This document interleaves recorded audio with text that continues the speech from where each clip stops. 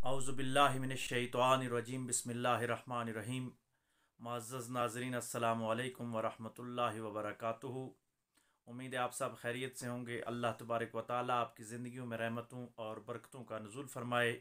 आज हम कुरान मजीद के 6 पारे का मुख्तसर ख़लासा आपके सामने बयान करने की कोशिश करेंगे। कुरान मजीद का जो 6 पारा है ये शुरू इस बात पे होता है कि एलानिया किसी को बुरा कहना ये मुनासिब बात नहीं है। सिर्फ ये कि ज़ालिम को बुरा कहना हर हाल में जायज़ है ताकि उसके जुल्म से बाकी लोग बच सकें और ज़ालिम के जुल्म के ख़िलाफ़ जहाद किया जा सके। इसलिए ज़ालिम जो होता है या जिस बंदे के साथ जुल्म किया गया हो वो ज़ालिम का हर जगह अलानिया तौर पर उसको बुरा कह सकता है। लेकिन इनफरादी मामलात में किसी के निजी मामलात को देखते हुए किसी को बुरा भला कहना, अलानिया बुरा भला कहने से ममानत की गई है। ये पहली आयत है 6 पारे की कि अल्लाह इसको पसंद नहीं करता कि किसी को अलानिया बुरा भला कहा जाए।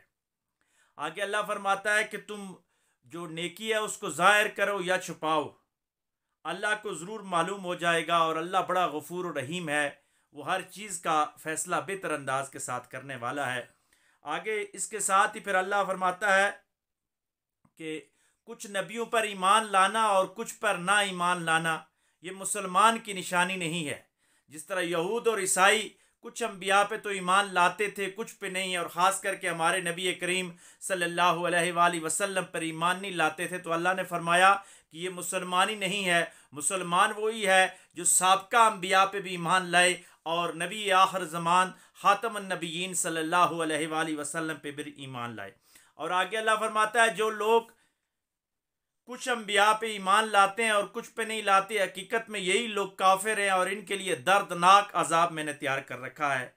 और आगे अल्लाह फरमाता है कि जो सब अम्बिया पे ईमान लाते हैं और तमाम इलामी कुतुब और सहाइफ पे ईमान लाते हैं तो यही लोग मुसलमान हैं और इनको मैं ज़रूर ज़रूर जन्नत में दाखिल करूँगा और जन्नत में इनको आला मकाम अता करूँगा। आगे अल्लाह तबारक व तआला बनी इसराइल की उस जलालत का जिक्र कर रहे हैं कि जब मूसा अलैहिस्सलाम तूर पे चले जाते हैं और वो बिछड़े की पूजा उन्होंने शुरू कर दी और शिर्क की तरफ लग गए, तो अल्लाह तबारक व तआला ने उसकी मज़म्मत की है बनी इसराइल के इस वाक़े की कि वो शिर्क करने लग गए। और फिर मूसा अलैहिस्सलाम का ज़िक्र आता है और हारून अलैहिस्सलाम का, और फिर अल्लाह फरमाता है कि हमने बनी इसराइल को एक जगह ग़ुलबा अता फरमाया हुकूमत के तौर पर। उनको कहा कि तुम शिकार हफ्ते के दिन ना करना, लेकिन फिर वो इस चीज़ से फिर गए और अम्बिया की गुस्ताखियाँ और अम्बिया को नाहक कत्ल करने की वजह से अल्लाह तबारक व तआला ने बनी इसराइल को हक से बहुत दूर कर दिया है। यह अल्लाह की सुन्नत जारिया है कि जो नाहक कत्ल करते हैं और जुल्म करते हैं और सालिहीन और नेक लोगों की गुस्ताखियाँ करते हैं वो हिदायत से बहुत दूर चले जाते हैं। इसके साथ ही अल्लाह फरमाता है कि बनी इसराइल ने मरियम अलैहिस्सलाम पर बोतान अजीम लगाया है जो बहुत बड़ा जुल्म है। और आगे अल्लाह ने फरमाया कि हमने ईसा अलैहिस्सलाम के मुशाबे उनके एक हवारी को फांसी पे लटका दिया और ईसा अलैहिस्सलाम को आसमानों पे उठा लिया, लेकिन ये लोग समझ न सके और ईसा अलैहिस्सलाम के हवाले से गलत बयानी ये करते हैं। और आगे अल्लाह फरमाता है कि अहले किताब यानी यहूद और नसारा की शिद्दत पसंदी की वजह से हमने इन पे मज़ीद सख्तियाँ कर दी और सख्त फैसले कर दिए। और आगे अल्लाह फरमाता है कि सूद के कारोबार की वजह से यहूदियों के लिए दर्दनाक अजाब है। ये यहूदी ऐसी नापाक कौम है कि ये उस वक्त भी सूदी लेन देन करती थी और आज भी सूद की वजह से पूरी दुनिया की मैशियत को उन्होंने जकड़ के रखा हुआ है और दुनिया में ये माशी दहशत गर्दी फैला रहे हैं और आज भी अहले हक को हर हाल में इनका मुकाबला करना होगा। आगे अल्लाह फरमाता है कि जो लोग ईमान में रासे हुए हकीकत में जन्नत में वही जाएंगे। आगे अल्लाह फरमाता है कि हमने आपकी तरफ वही भेजी और आपसे पहले भी अम्बिया की तरफ वही भेजी। और आगे अल्लाह फरमाता है कि मूसा अलैहिस्सलाम ने अल्लाह के साथ कोतूर पे कलाम किया। और आगे अल्लाह फरमाता है कि रसूलों को मैं इसलिए दुनिया में भेजता हूँ कि वो लोगों को खुशखबरियाँ भी सुनाएं और अजाब से भी डराएं। बेशक ये अल्लाह की गालिब हिकमत और उसका बेहतरीन राज है। आगे अल्लाह फरमाता है कि जिन्होंने लोगों को अल्लाह की राह से रोका तो हकीकी तौर पर वो काफिर हैं और वो अजाब के लिए तैयार हो जाए। और आगे अल्लाह ने फरमाया कि अहले किताब ने अपने दीन में गुलू किया, यानी यहूदी कहते हैं कि ईसा अलैहिस्सलाम यहूदी कहते हैं कि अजीज़ अलैहिस्सलाम अल्लाह के बेटे हैं और ईसाई कहते हैं कि ईसा अलैहिस्सलाम अल्लाह के बेटे हैं। अल्लाह फरमाता है कि ये गलत बात है। इस गुलू की वजह से अल्लाह तबारक व तआला ने इनको जहन्नम के रास्ते पे लगा दिया। हकीकत में जो तमाम अल्लाह के नबी हैं वो अल्लाह के रसूल और अल्लाह के बंदे हैं। यानी आप यूँ कह सकते हैं कि ईसा अलैहिस्सलाम भी और अजीज़ अलैहिस्सलाम भी अल्लाह के बंदे और उसके रसूल हैं। इसके साथ ही अल्लाह फरमाता है कि ईसा अलैहिस्सलाम तो अपना बंदा होने में कोई आर महसूस नहीं करते थे। वो तो कहते थे कि मैं अल्लाह का बंदा हूँ। आप क्यों तकब्बर करते हो कि वो अल्लाह के बेटे हैं? अल्लाह तकब्बर को पसंद नहीं करता। आगे अल्लाह फरमाता है कि ईमान वालों के लिए बड़ा अजर है, लेकिन जो तकब्बर करेगा वो जहन्नम में जाएगा और अल्लाह के सिवा तुम किसी और को मददगार नहीं पाओगे। मदद हमेशा अल्लाह की तरफ से आती है ईमान वालों के लिए। और आगे अल्लाह फरमाता है, लोगो बिल यकीन तुम्हारे पास ईमान वाज़े आ गया, रोशन दलील और किताब हिदायत आने के बाद और अल्लाह का एक कामिल नूर आने के बाद फिर भी अगर तुम हिदायत की तरफ ना आ सके।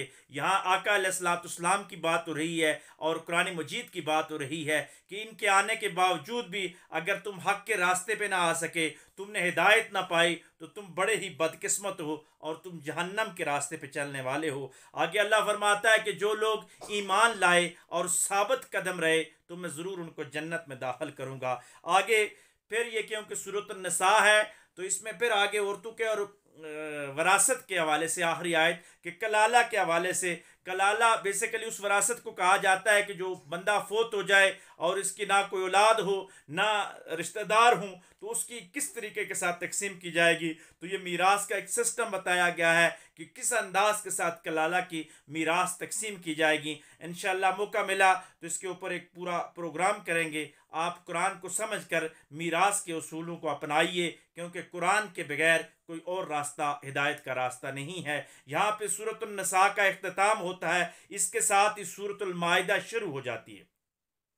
सूरतुल माइदा ये मदनी सूरत है, यानी हिजरत मदीना के बाद नाजुल हुई और इसके 16 रुकू हैं, 120 आयात हैं, 2837 अल्फाज हैं और 11,892 हरूफ इसके अंदर पाए जाते हैं। ये सूरत मुकम्मल तौर पर एक ही बार नाजुल हुई, क्योंकि इसके जो सारा मज़ामीन हैं ये आपस में एक दूसरे के साथ रब्त के साथ और एक ही दफ़ा नाजुल होने वाले हैं। तो अल्लाह तबारक व तआला ने इस सूरत में हलाल और हराम जानवरों के अहकामात बयान किए कि कौन से जानवर हलाल हैं और कौन से हराम हैं। आगे अल्लाह शायरुल्लाह की हुर्मत की बात कर रहा है कि शायरुल्लाह जो अल्लाह की निशानियाँ होती हैं उनका तकद्दस का ख्याल रखा जाए, उनका अदब और एहतराम किया जाए। इसी तरह अरब में ये रवाज था कि जब लोग पैदल काफ़िलों की सूरत में जाया करते थे तो अपनी कुर्बानी साथ लेके जाया करते थे, तो वो कुर्बानी के गले में एक पट्टा डाल दिया करते थे जो निशानी होती थी कि ये हरम की कुर्बानी है, ये हज पे जाएगी। तो अल्लाह फरमाता है कि जो कुर्बानी का मखसूस जानवर हो तो वो भी शायरुल्लाह में आता है, उसका भी अदब और ताज़ीम की जाए, उसके साथ भी ज़्यादती ना की जाए। वैसे तो किसी जानवर के साथ भी ज़्यादती मना है, लेकिन वो ख़ास एक अल्लाह की कुर्ब की तरफ आ जाता है, कुर्बानी के लिए मखसूस हो जाता है, तो उसका तकद्दस ज़्यादा हो जाता है। आगे फिर अल्लाह तबारक व तआला हुर्मत के 4 महीनों के हवाले से बात कर रहे हैं, ज़िकात, ज़िलहज, मुहर्रम और रजब। ये जो हुर्मत के महीने हैं ये इस्लाम से कबल भी जितने भी इलामी मज़ाहिब आए, बल्कि मुशरिकीन मक्का के दौर में भी ये हुर्मत वाले महीने तस्वर किए जाते थे। इस महीनों में वो अपनी लड़ाई बंद कर दिया करते थे। अल्लाह ने इनकी हुर्मत को बरकरार रखा है और इस्लाम में भी इन महीनों की बड़ी अहमियत है और ये हुर्मत वाले महीने हैं। आगे अल्लाह फरमाता है कि हराम खोलने के बाद तुम शिकार कर सकते हो, लेकिन हालत हराम में कोई शिकार भी नहीं कर सकते। किसी भी सरजमीन पे हराम बांधने के बाद शिकार मना हो जाता है। आगे अल्लाह फरमाता है कि नेकी और तकवे के कामों में एक दूसरे की मदद किया करो और जुल्म और गुनाह के कामों में एक दूसरे की कभी मदद ना करना, क्योंकि अल्लाह सख्त अजाब देने वाला है। इसके साथ ही अल्लाह तबारक व तआला फरमाता है कि मुर्दार जानवर हराम हो गया, खंजीर हराम हो गया, चोट लगने से जो जानवर मर जाए, ज़बा ना हो सके, वो भी हराम, जो सींग किसी दूसरे जानवर ने मारा हो, वो भी मर गया हो, ज़बा ना हो सका, तो वो भी हराम। दरिंदों ने जिसको खाया हो, शेर ने काटा हो, वो ज़बा ना हो सका हो, वो भी हराम। इसी तरह अल्लाह फरमाता है इनमें से जो ज़बा कर दे, अलबत्ता जो खुद ज़बा किए हों वो हलाल है।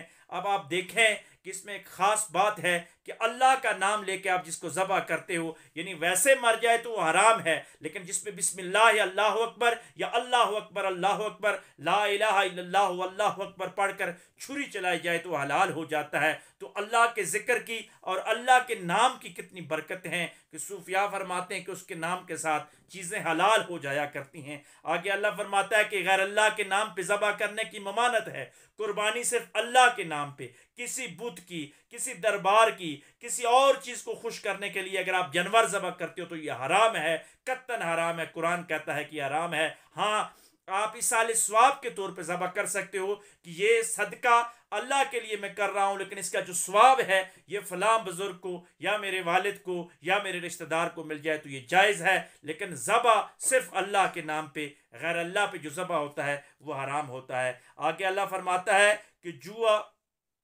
और बुत पांसू पे जो लोग ज़बह करते हैं, यानी निशानेबाजियाँ लगा के, शर्त लगा के जानवर ज़बह करना, ये भी हराम करार दिया गया है। आगे अल्लाह फरमाता है कि तुम पे दीन मुकम्मल हो गया और काफिर मायूस हो गए, और अल्लाह से डरो क्योंकि अल्लाह के नज़दीक दीन सिर्फ इस्लाम ही है और इस्लाम को अल्लाह ने मुकम्मल कर दिया है। आगे इसके साथ ही अल्लाह फिर पिछली आयत के साथ रब्त करके फरमाता है कि शदीद भूख की वजह से जहाँ की मौत करीब नज़र आ रही हो, इंसान को ज़िंदगी को कोई चारा ना हो रहा हो, तो वहाँ थोड़ी मकदार में हराम खाना जायज़ है कि इंसान ज़िंदा रह सके, क्योंकि इंसान की ज़िंदगी इम्पॉर्टेंट है, इंसान इम्पॉर्टेंट है। इसलिए वहाँ उसूलों को तरमीम कर दी गई है कि ज़िंदगी बचाने के लिए आप थोड़ी मकदार में ले सकते हो। और हलाल और हराम की वजाहत और ज़बीहा का तरीका बता दिया गया कि जानवर किस तरह ज़बह करना है, यानी अल्लाह का नाम लेके ज़बह करना है। और हलाल और हराम के वाज़े होने के बाद फिर अल्लाह फरमाता है कि ईमान वाली औरतों से निकाह करो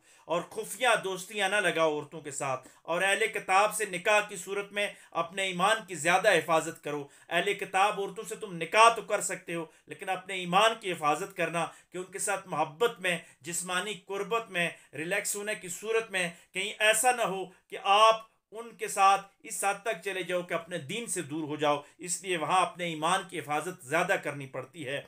और काफर के बारे में अल्लाह ने फरमाया कि वो खसारे में है, आखिरत उसकी खसारे में है। इसके साथ ही अगली आयात में वज़ू का हुक्म और तयम्मुम का हुक्म और तरीका बताया गया है कि वज़ू में कौन से अज़ा धोने हैं, जो वज़ू का तरीका है वो बताया गया है, तयम्मुम का तरीका बताया गया है। पाकी और नापाकी की बात की गई है कि गुस्ल जब फ़र्ज़ हो जाए तो फिर तुमने क्या करना है, जल्दी गुस्ल करना है, नापाकी की हालत में नमाज नहीं पढ़नी। और आगे सफ़र की नमाज का भी हुक्म दिया गया है कि सफ़र में नमाज आधी पढ़नी है, कसर करनी है, इसके अहकामात भी बताएंगे। और आगे अल्लाह फरमाता है कि अल्लाह तुम पे तंगी नहीं करता, कभी भी अल्लाह तंगी नहीं करता, अल्लाह इंसान पर आसानियाँ करता है ताकि तुम शुक्रगुजार बनो और शुक्र करते रहो। इसके साथ ही अल्लाह फरमाता है कि अल्लाह के एहसानात को याद करो और कभी भी तकब्बर ना करना, क्योंकि तकब्बर अल्लाह तबारक व तआला को पसंद नहीं है। आगे अल्लाह फरमाता है कि जो लोग ईमान लाए और हक़ की गवाही दी और हक़ के साथ बातिल के साथ मरगूब नहीं हुए,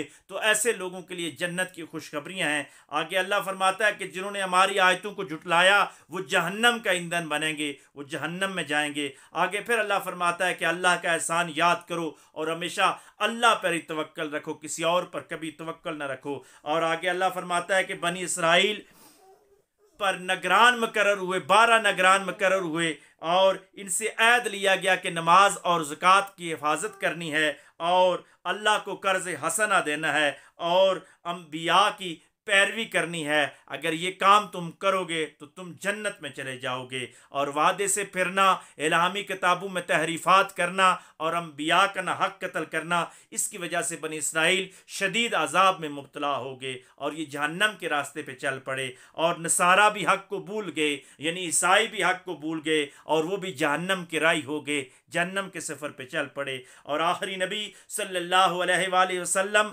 तुम्हारी किताबों की तस्दीक और तजदीद के लिए ही तो आया है, लिहाजा तुम इस पर ईमान क्यों नहीं लाते। यहूदियों और ईसाइयों को बताया जा रहा है कि ख़ातमुन नबिय्यीन सल्लल्लाहु अलैहि अलैहि वसल्लम तुम्हारी किताबों की तस्दीक और तजदीद करने के लिए आए हैं, क्योंकि इस्लाम इलामी जो मज़ाहिब है उनका आखिरी वर्जन है और कुरान मजीद इलामी किताबों का आखिरी वर्जन है। इसमें वो सब बातें पाई जाती हैं जो इलामी किताबों में थी, इसलिए तुम इस पर पैरवी करो और इस पर ईमान ले आओ। आगे अल्लाह फरमाता है कि जो हक़ की राह में कोशिश करता है, रिसर्च करता है, तहकीक करता है हक़ के रास्ते की, तो अल्लाह उसके लिए हक़ का रास्ता आसान कर देता है। इसकी वाज़ेह मिसाल मौजूदा मगरब में आप देखें, जो लोग गैर जानबदार होकर हक़ के मुतलाशी हैं वो सारे के सारे इस्लाम में दाखिल हो रहे हैं।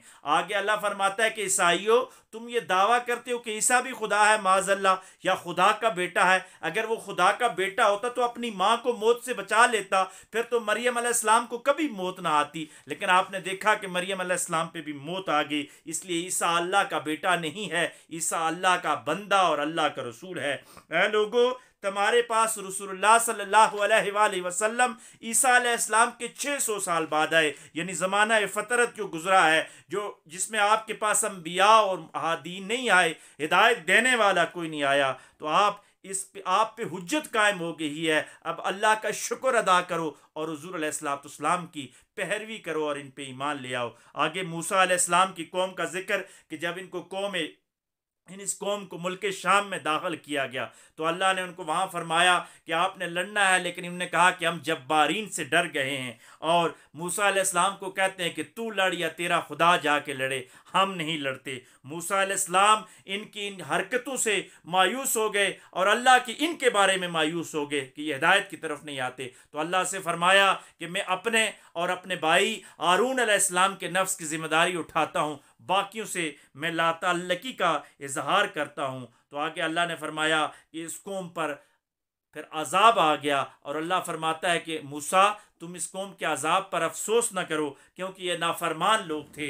नाफरमानों पे अगर अजाब आ जाए तो उस पर अफसोस नहीं करना चाहिए। आगे हाबील और काबील का वाक़या है, जो पहला कत्ल है। ये बड़ा तफसीली वाक़या है कि एक औरत की वजह से पहला कत्ल होता है, एक भाई दूसरे भाई को कत्ल कर देता है। ये क़ससल अंबिया में तफसीर के साथ ये वाक़यात मौजूद हैं, लेकिन कुरान सिर्फ टच कर रहा है कि हाबील ने काबील को कत्ल किया और कत्ल करने के बाद लाश ठिकाने करने का भी उसके पास कोई तरीका नहीं था। अल्लाह ने कौवे को भेजा, कौवे ने आके उसको दफन करने का तरीका सिखाया, तो उसने नदामत का इजहार किया कि मुझसे तो कौवा अच्छा है कि अपने भाई को दफन तो करना जानता है। अल्लाह फरमाता है कि जानबूझकर जिसने एक इंसान को कत्ल किया, गोया उसने पूरी इंसानियत को कत्ल किया, और जिसने एक इंसान की जान बचाई, गोया उसने पूरी इंसानियत की जान बचाई। आप देखें कुरान कितने वाज़ेह अहकामात के साथ हमें एक इस्लामी फलाही माशरे की बुनियाद दे रहा है। और आगे अल्लाह ताला दहशत गर्दी की मजम्मत कर रहा है कि खौफ फैलाना, हिरास फैलाना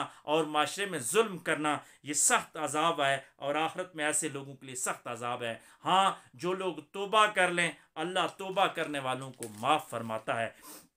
इसके साथ अल्लाह फरमाता है कि है ईमान वालो, मेरे कुर्ब के लिए वसीला तलाश करो और जहाद करो। बाज़ उलमा और उरफा ने कहा है कि वसीला से मुराद आपके नेक अमाल भी हैं। बाज़ ने कहा कि सालिहीन की सोबत है, सालिहीन के साथ ताल्लुक़ है, अम्बिया का वसीला है, नेक लोगों का वसीला है। अपनी औलाद या अपने वालदैन कोई नेक आदमी हो तो उसका वसीला दिया जा सकता है। और आगे अल्लाह ने फरमाया कि जहाद करो ताकि तुम कामयाब हो जाओ। जहाद अपने नफ्स के साथ हो या माशरे में जो जुल्म हो रहा है उसके खिलाफ जहाद हो, जहाद करने वाला हर हाल में कामयाब हो जाता है। आगे अल्लाह फरमाता है कि काफिर अगर क़यामत के दिन जितनी ज़मीन है और इसके अंदर सारी चीज़ें हैं ये सब भी दे दे, फिर भी ये अजाब से नहीं बच सकेंगे। आगे अल्लाह फरमाता है कि अल्लाह गालिब हिकमत वाला है। इसके साथ ही अल्लाह फरमाता है कि जो चोरी करने वाला मर्द हो या चोरी करने वाली औरत हो, उसके हाथ काटे जाएं। इसलिए हाथ काटे जाएं और माल जो है वो मालिक को वापस किया जाए ताकि माशरे में अमन हो जाए। आगे अल्लाह फरमाता है कि गालिब हिकमत वाला है। तारीख शायद है जब तक इस्लामी सज़ाओं पे अमल दरामद होता रहा, चोर के हाथ कटते रहे, उस वक्त तक माशरे में चोरियाँ कम थी, बदअमनियाँ कम थी, फसाद कम था। आगे अल्लाह फरमाता है रसूल सल्लल्लाहु अलैहि वसल्लम, मुनाफिकीन की चालों से आप गमगीन ना होना, अल्लाह इनकी जो मुनाफिकपन है उनसे खूब आगाह है। आप इनसे परेशान ना हों। तहरीफ़ात किताब इलाही, अल्लाह की किताबों में तहरीफ़ात करना और हक़ की मुखालफत की वजह से अल्लाह ने इन मुनाफिकों, इन यहूदियों, इन ईसाइयों को दुनिया में भी ज़लील करके रखा है और आखिरत में भी अल्लाह इनको ज़लील करेगा। आगे अल्लाह फरमाता है कि यहूद का जो अदल का निज़ाम है ये सिफारिश और रिश्वत पर मबनी हो चुका है, इसलिए ये खोखला बन चुका है, इसकी बीट चढ़ गया है, लिहाजा इसकी मजम्मत की गई है और हमें हुक्म दिया गया है कि अदल के रास्ते में न सिफारिश कबूल की जाए न रिश्वत कबूल की जाए, बल्कि मेरिट का ख्याल रखा जाए और हक़ पे फैसला किया जाए, क्योंकि जो कौम हक़ पे फैसले करती है वो कामयाब हो जाती है। आगे अल्लाह फरमाता है कि तौरात में जना की जो सज़ा थी वो संसार करना था, वो रजम करना था, लेकिन इन्होंने तहरीफ़ात कर ली हैं। इन तहरीफ़ात की वजह से यहूदियों पे अल्लाह की लानत हुई है और इनका कुफ्र पे अल्लाह ने मोहर डाल दी है। इसके साथ ही अल्लाह फरमाता है कि उलमा और मशाइख जो होते हैं,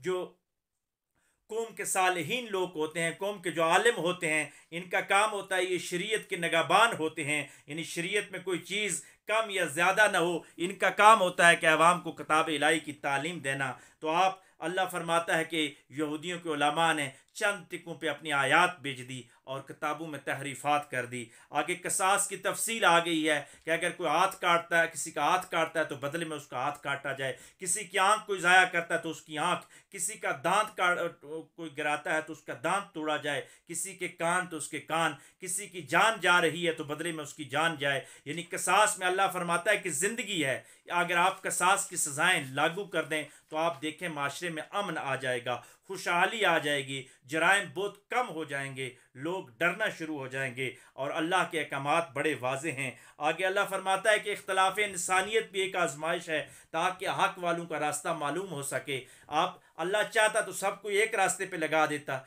लेकिन अल्लाह ने ऑप्शन दिए हैं कि रिसर्च करो, तहकीक करो और फिर हक़ का रास्ता अपनाओ ताकि मालूम हो सके कि हक़ के रास्ते पे कौन चलता है। आगे अल्लाह फरमाता है कि ईमान वालो, यहूद और नसारा को कभी भी दोस्त ना बनाना, ये तुम्हारे दुश्मन हैं और ये जालिम हैं और अल्लाह जालिमों को कभी भी हिदायत नहीं देता, इसलिए दिली दोस्ती इनके साथ कभी नहीं लगानी। आगे अल्लाह फरमाता है कि मुनाफिक लोग और काफिर लोग हकीकत में आपस में इत्तेहादी होते हैं, ये अलायंस बने होते हैं, ये मिल्लत वाहिद होती है, ये तुम्हारे नुकसान पे खुश होते हैं। आगे अल्लाह फरमाता है कि ऐ अहले हक की जमात, हाँ कहा जाने के बाद इस पे साबित कदम रहना, बेशक अल्लाह वसत वाला है और हिलम वाला है। आगे अल्लाह फरमाता है कि तुम्हारा दोस्त अल्लाह है, उसका रसूल है और हक वाले हैं, जो ईमान वाले हैं, जो नमाज कायम करते हैं और ज़कात देते हैं। हकीकत में जो इनसे दोस्ती करेगा वो अल्लाह की जमात में दाखिल हो जाएगा। अल्लाह अपनी जमात को हिज़्बुल्लाह कहता है कि अल्लाह की जमात में दाखिल हो जाएगा। और साथ ही अल्लाह फरमाता है कि जो अल्लाह की जमात है हकीकत में वही गालिब आएगी, दुनिया में भी अल्लाह वालों की जमात गालिब आएगी, अल्लाह की जमात गालिब आएगी और आखिरत में भी जो हक़ की जमात है, जो अल्लाह की जमात है, वही जन्नत की राही बनेंगे। आगे अल्लाह फरमाता है ईमान वालो, जो लोग तुम्हारे दीन का मजाक उड़ाएं तुम इनको कभी भी दोस्त ना बनाओ। जब आज़ान होती है तो तुम्हारी दावत हक़ का ये मजाक उड़ाते हैं, लिहाजा इनको दोस्त ना बनाओ। आज भी मुसलमानों का एहसास कमतरी में मुब्तला नहीं होना चाहिए, जो आपके शायर का मजाक उड़ाएं, जो आपकी किताब को बुनियाद परस्ती की किताब करार दें, जो हुज़ूर अलैहिस्सलाम की सुन्नतों का मजाक उड़ाएं, तो तुम उनके साथ दोस्तियाँ ना लगाओ, उनके साथ मोहब्बत की पींगे ना बढ़ाओ। बराबरी के साथ दुनियावी तौर पर आप तल्लुकात रख सकते हो, लेकिन दिली दोस्ती से कुरान मना करता है हर हाल में। आगे अल्लाह फरमाता है कि ये नाफरमान लोग हकीकत में शैतान और तागूत के बंदे हैं, ये हक के बंदे नहीं हैं। और आगे अल्लाह फरमाता है कि इनके इसी तागूतपन की वजह से पहले भी इनको सजाएं दी गई हैं कि ये बंदर और खंजीर बना दिए गए थे और राह से भटके हुए यहूदियों के लिए अब भी जहन्नम के सिवा कोई और रास्ता नहीं है। आगे अल्लाह फरमाता है कि मुनाफिकीन हमेशा दोगली चाल चलते हैं, ये दोगलेपन में मुब्तला रहते हैं। और आगे अल्लाह मुनाफिक की निशानियां बता रहा है कि ये गुनाह के काम में जल्दी करते हैं, बुराई की तरफ जल्दी लपक के जाते हैं। आगे अल्लाह फरमाता है कि यहूदी, आप इस यहूद की घटिया हरकतें देखें कि यहूदी हुज़ूर अलैहिस्सलाम के ज़माने में कहते कि अल्लाह का एक हाथ बंधा हुआ है इसलिए वो कम दे रहा है। तो अल्लाह फरमाता है कि अल्लाह का हाथ बंधा नहीं है, अल्लाह बखील नहीं है, अल्लाह वसत वाला है, वो सब को देने वाला है। अल्लाह फरमाता है कि तुम ज़मीन पे फसाद करते हो, तुम बहील हो और मैं फसादियों को कभी पसंद नहीं करता। और आगे अल्लाह फरमाता है कि अगर अहले ईमान ईमान ले आते, यानी हमारे नबी अलैहिस्सलाम की शरीयत को मान लेते, तो हम उनको ज़रूर बेज़रूर जन्नत में दाखिल करते। आगे अल्लाह फरमाता है कि नबी का काम तो रसालत का पैगाम पहुँचाना है, हिदायत देना तो अल्लाह के इख्तियार में है। और यहूदियों पर अल्लाह फरमाता है कि मैंने इस बनी इसराइल पर कसीर तादाद में अंबिया और रसूल भेजे, लेकिन ये उनको कत्ल करते रहे और जुटलाते रहे। हमने इनको अंधा बहरा कर दिया है, यानी एक दफ़ा बख्त नसर के ज़रिए इनकी तबाही कराई है। यहूद पे अल्लाह का कहर नाजुल हुआ है। आज भी ये दुनिया की बदबख्त तरीन कौम है जो दुनिया में दीमक की तरह दुनिया में फसाद बर्पा कर रहे हैं। हाँ, जो शिद्दत पसंद यहूदी हैं उनकी बात हो रही है, जो न्यूट्रल रहकर हक का रास्ता, बराबरी का रास्ता, इंसानी हुकूक की बात करते हैं, दुनिया में वायलेशन नहीं करते, तो हमारा उनके साथ कोई भी जंग नहीं है। लेकिन जो हक के रास्ते में रुकावट बनता है, इस्लाम उनको सख्त नापसंद फरमाता है। आगे अल्लाह फरमाता है कि ईसा अलैहिस्सलाम ने भी इनको शिरक से रोका। ईसा अलैहिस्सलाम ने इनको कहा कि अजीज़ अलैहिस्सलाम अल्लाह के बेटे नहीं हैं, लेकिन फिर भी ये शिरक से बाज ना आए। आगे नसारा की बात हो रही है कि आए नसारा, ईसा अलैहिस्सलाम एक रसूल थे, जिस तरह पहले भी उनसे पहले भी रसूल आए, और उनकी वालदा जो मरियम अलैहिस्सलाम थी वो एक नेक और पाकबाज खातून थी। आगे अल्लाह फरमाता है कि अल्लाह के अलावा जिनकी भी तुम इबादत करते हो वो तुम्हें नफ़ा और नुकसान देने की कोई ताकत नहीं रखते। ऐ मोमन, तेरी ये शान होनी चाहिए कि तू नफ़े और नुकसान का मालिक अल्लाह को समझे, तू अल्लाह की इबादत करे, अल्लाह से ही नफ़ा मांगे, और नुकसान की सूरत में भी अल्लाह से ही रुजू करे, वो तेरे नुकसान को नफ़े में बदल करके रख देगा। आगे अल्लाह फरमाता है कि अहले किताब की मुबालगा और दीन में गुलू की वजह से, यानी ईसा अलैहिस्सलाम को अल्लाह का बेटा बनाते, अजीज़ अलैहिस्सलाम को अल्लाह का बेटा बनाते, इन वजह से बनी इसराइल पर लानत की गई है। आगे अल्लाह फरमाता है कि मैंने दाऊद अलैहिस्सलाम और ईसा अलैहिस्सलाम की ज़बानी भी बनी इसराइल पे लानत की थी, क्योंकि वह हद से बड़े हुए लोग थे और वो एक दूसरे को गुनाहों से रोकते नहीं थे।